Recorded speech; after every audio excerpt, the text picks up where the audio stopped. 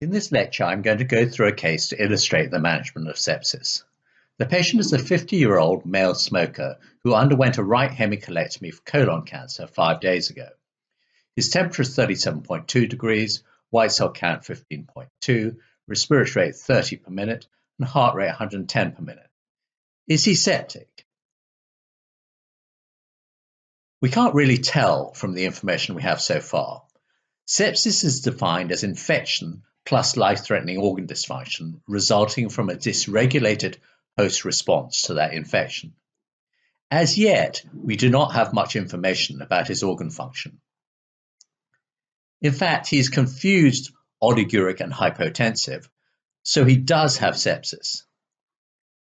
Early recognition of sepsis is important, so even in patients who are not overtly infected, it is important to screen for infection if there is no obvious non-infectious cause of organ failure.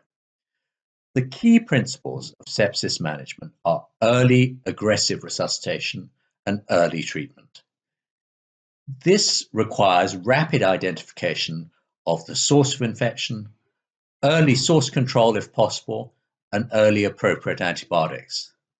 Delay in administration of antibiotics or administration of inappropriate antibiotics results in worse outcome. You need to work rapidly. After taking an initial history and conducting a brief examination, start resuscitating the patient.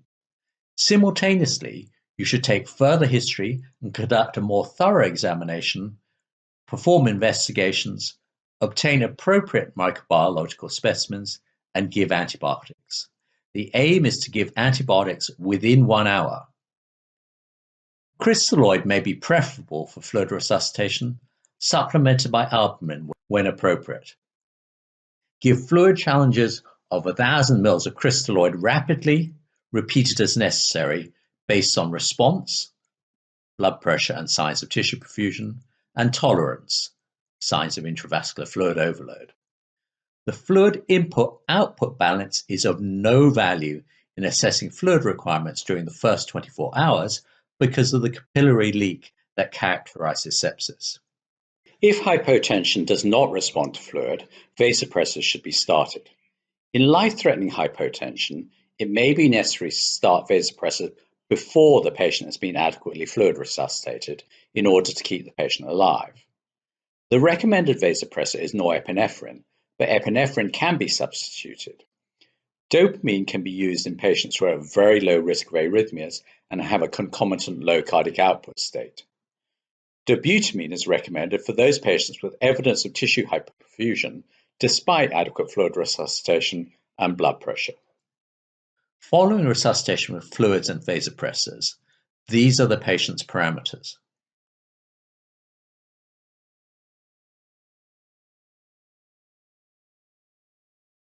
Our initial hemodynamic targets are adequate fluid resuscitation, as indicated by CVP response, pulse pressure variation, or passive leg raising, mean arterial pressure of at least 65 millimeters of mercury, and a urine output of at least 0.5 ml per kilo per hour.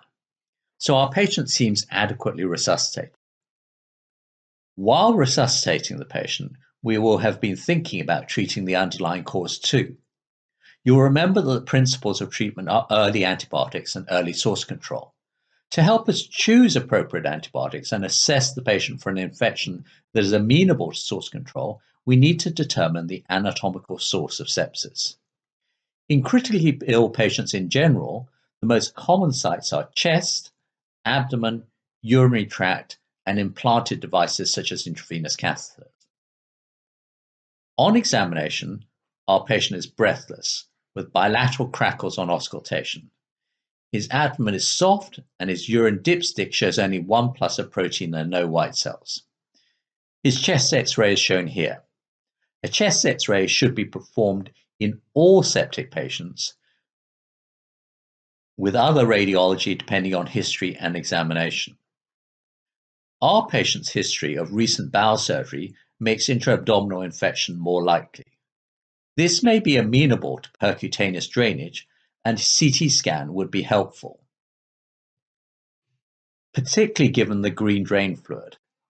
This indicates perforation of bowel or biliary system, except in the case of a biliary drain. Note that bilateral pulmonary infiltrates in a septic patient may be acute lung injury due to sepsis rather than pneumonia. And remember the first rule of ICU. If a surgeon has touched a patient, it's the surgeon's fault until proved otherwise.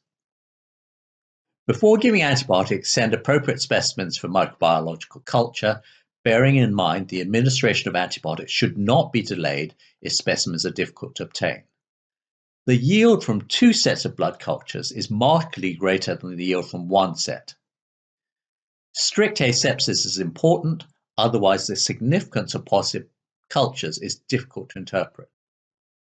It's important to assess every patient for a source of infection that is amenable to source control measures, as antibiotics will not be sufficient without source control, and adequate source control may result in a very rapid improvement. Aim to achieve urgent source control, in general within 6 hours, using the method of source control that results in the least physiological disturbance. Thus, radiological percutaneous drainage of an abscess, if feasible, is preferable to open surgical drainage. Give antibiotics early based on a best guess. This should be informed by knowledge of local flora and sensitivity patterns. The likely organisms will depend on the site of infection, the environment in which the patient developed the infection, and patient factors. When considering the environment in which the patient developed the infection, it is vital to understand that local factors are of huge importance.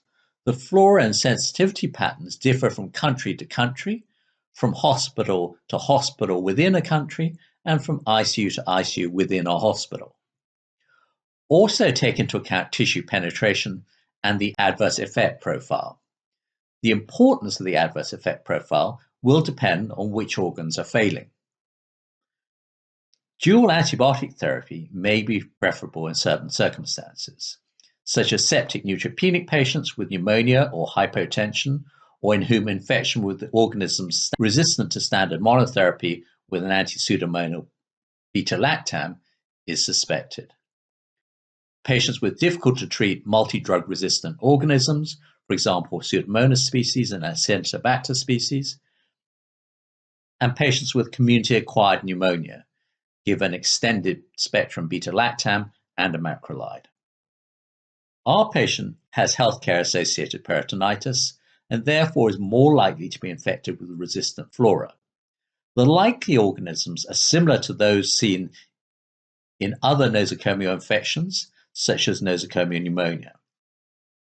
After starting antibiotics, it is vital to assess the clinical response to antibiotics and to revise the antibiotics based on microbiological results with the aim of using a narrower spectrum. Okay, before our final summary, I would like you to write down 3 things you learned from this lecture that you think are important messages, perhaps things you would tell a colleague who hasn't heard the lecture.